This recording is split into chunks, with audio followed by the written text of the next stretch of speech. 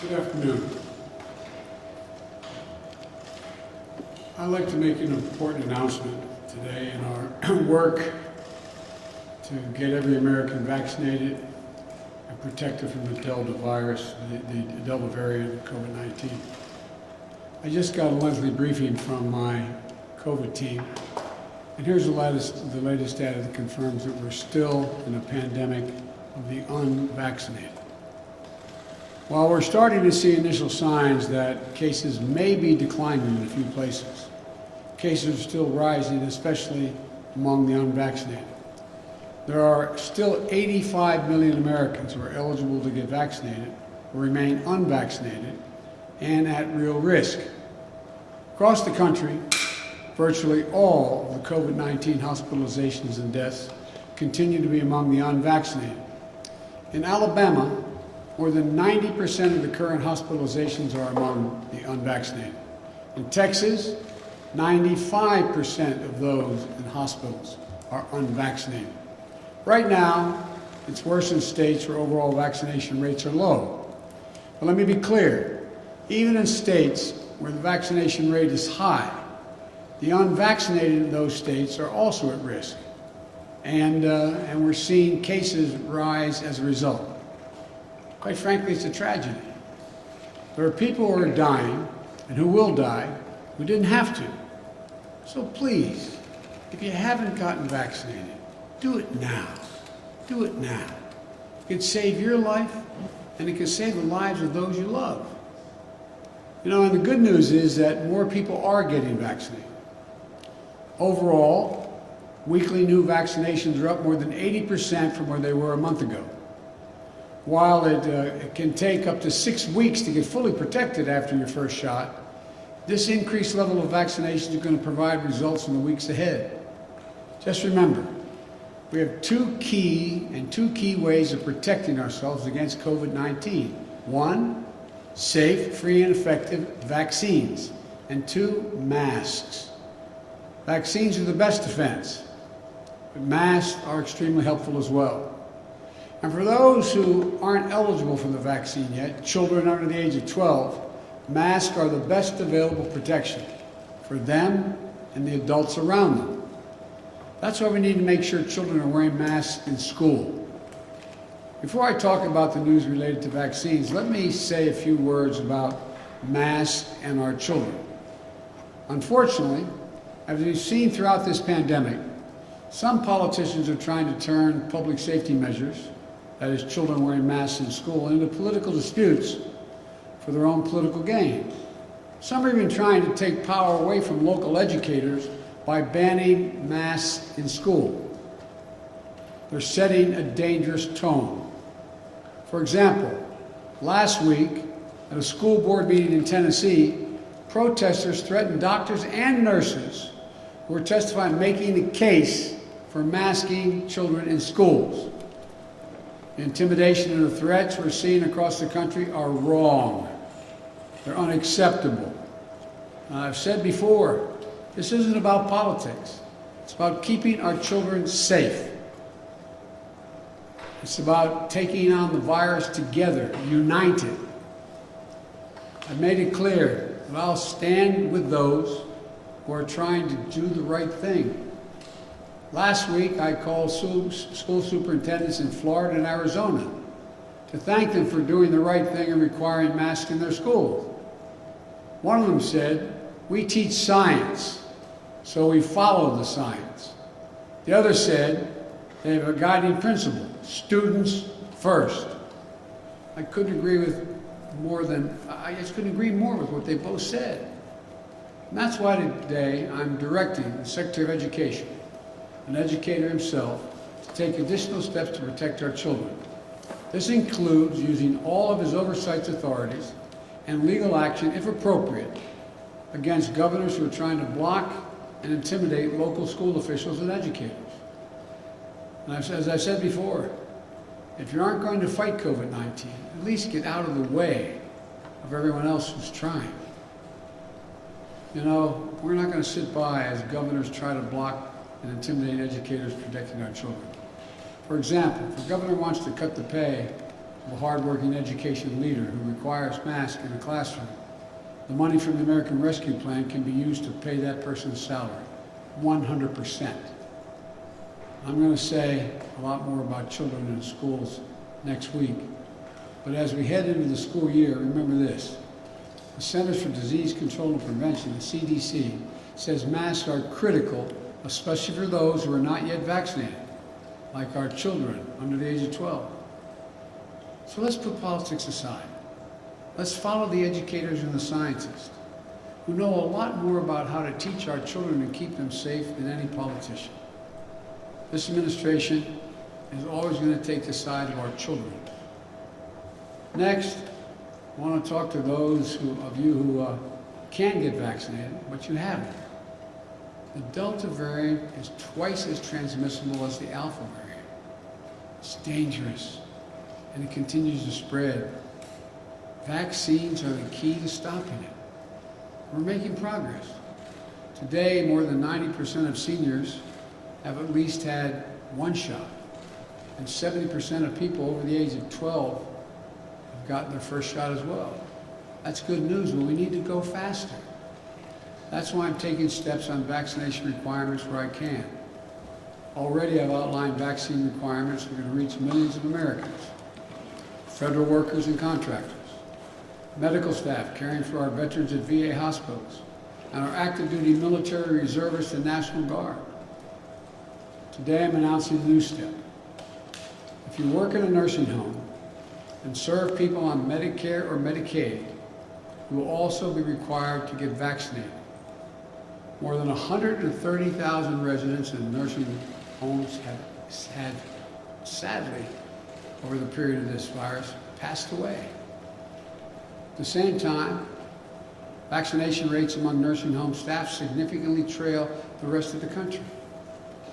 The studies show that highly vaccinated nursing home staff is associated with at least 30% less COVID-19 cases among long-term care residents. With this announcement, I'm using the power of the federal government as a payer of health care costs to ensure we reduce those risks to our most vulnerable seniors.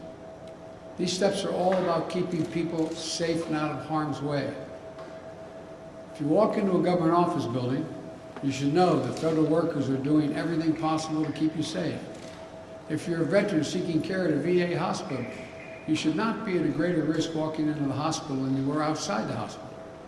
And now, if you visit, live, or work in a nursing home, you should not be at a high risk of contracting COVID from unvaccinated employees. While I'm mindful that my authority at the federal level is limited, I'm going to continue to look for ways to keep people safe and increase vaccination rates. And I'm pleased to see the private sector stepping up as well. In the last week, AT&T, Amtrak, McDonald's, they all announced vaccine requirements. I recently met with a group of business and education leaders from United Airlines to Kaiser Permanente to Howard University. We're also doing the same thing.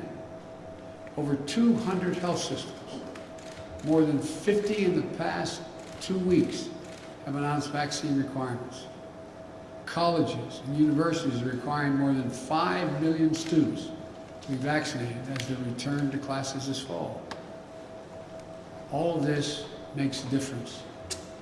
The Wall Street Journal reported the share of job postings stating that new hires must be vaccinated has nearly doubled in the past month. Governors and mayors in California, Maryland, Massachusetts, New York, Oregon, and Washington have all announced vaccination requirements. So let's be clear. Vaccination requirements have been around for decades. Students, healthcare professionals, our troops are typically required to receive vaccines to prevent everything from polio to smallpox to measles to mumps to rubella.